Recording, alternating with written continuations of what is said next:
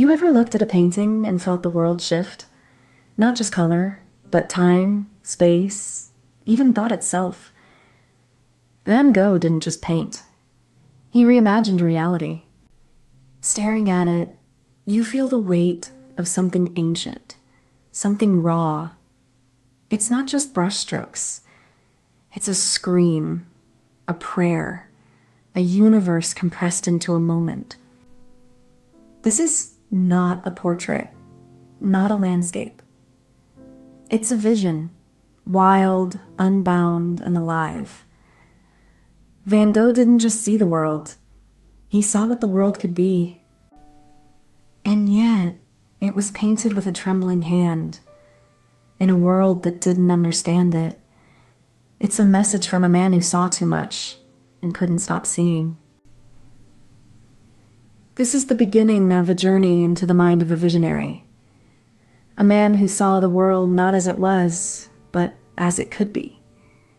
And he painted it all in color. So what exactly are we talking about? It's not just paint on a canvas. It's a universe, a fever, a language only he could speak. He didn't just see the world. He saw the world as if it were alive, pulsing with color, trembling with emotion, burning with meaning. He painted not what he saw, but what he felt. His dreams, his pain, his love for life, even in its darkest moments. So when we talk about Van Gogh, we're not just talking about art. We're talking about a soul that turned chaos into beauty, pain into fire, and vision into revolution. You think you've seen color, but have you ever seen it the way Van Gogh saw it?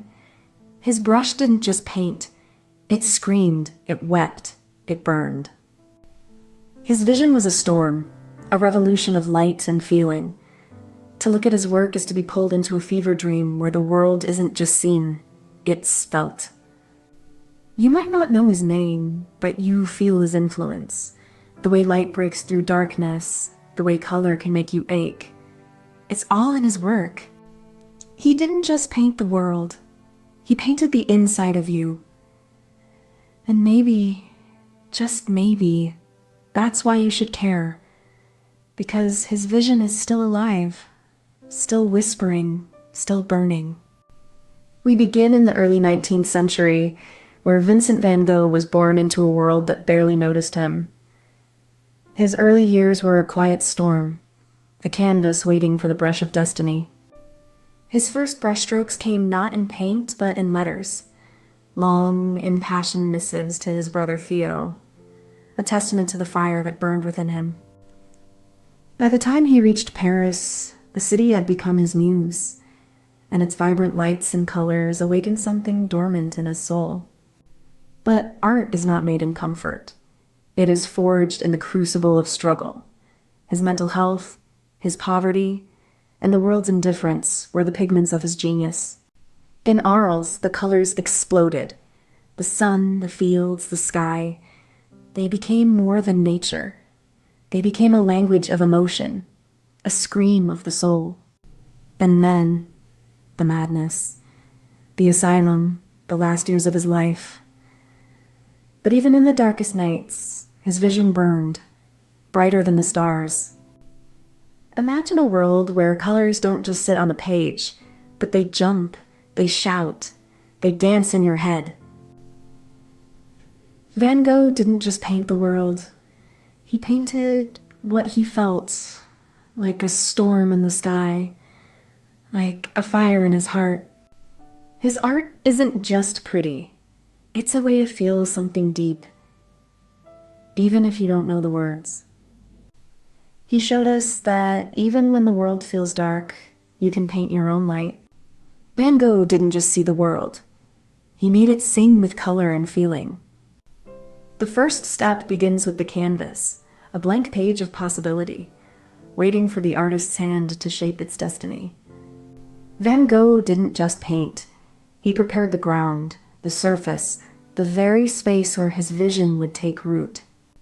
He chose his palette not for color, but for emotion. each stroke a whisper of his inner storm, each hue a note in his silent symphony. The setup is more than preparation. It is a quiet act of faith, a promise that the vision will find its way through the medium. In this stillness, the artist becomes the conduit, the bridge, the silent prophet of a world only he can see.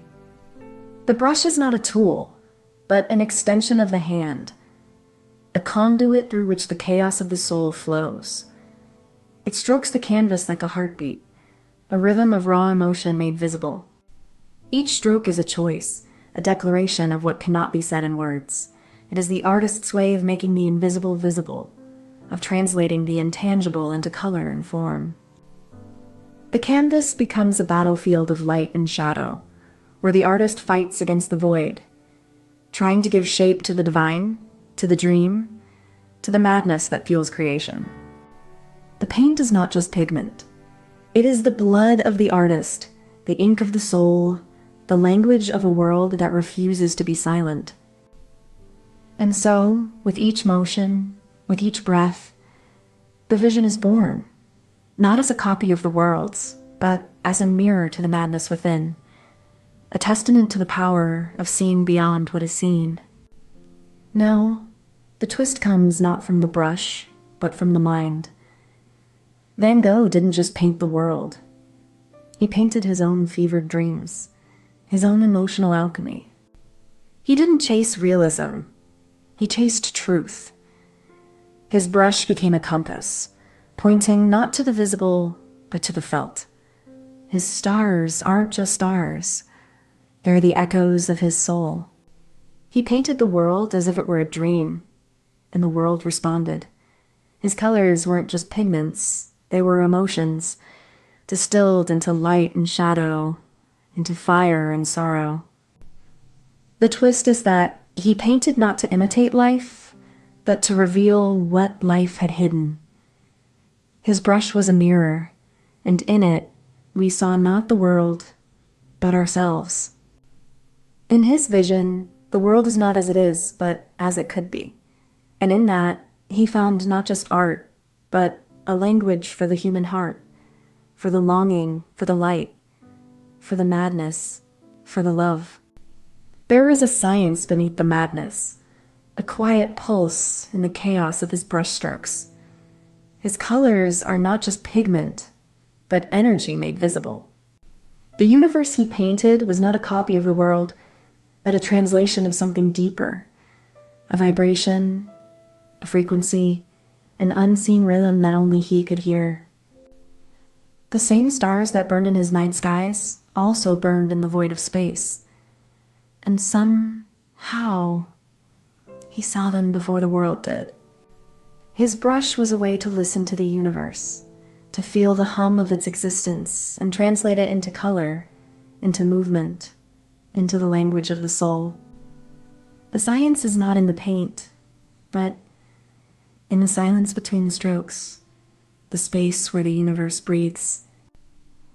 Imagine a painter who sees the world not as it is, but as it hums with color, as if every moment is a chord waiting to be played. He doesn't just paint what he sees, he paints what he feels, as if the air itself is a canvas and the wind is his brush. His vision was not about accuracy. It's about truth, and truth is rarely pretty, but it's always raw and real. He doesn't just see the world, he feels it, and in feeling it, he paints the world as it could be, not as it is. In his work, there is no separation between man and nature, dream and reality, thought and feeling. Only the truth of being. Before you go, if you enjoyed this, please give it a like and subscribe so you don't miss the next one. And tell us in the comments what you'd like us to make next. We read every single one. Thank you so much for watching. Comment this emoji if you made it to the end.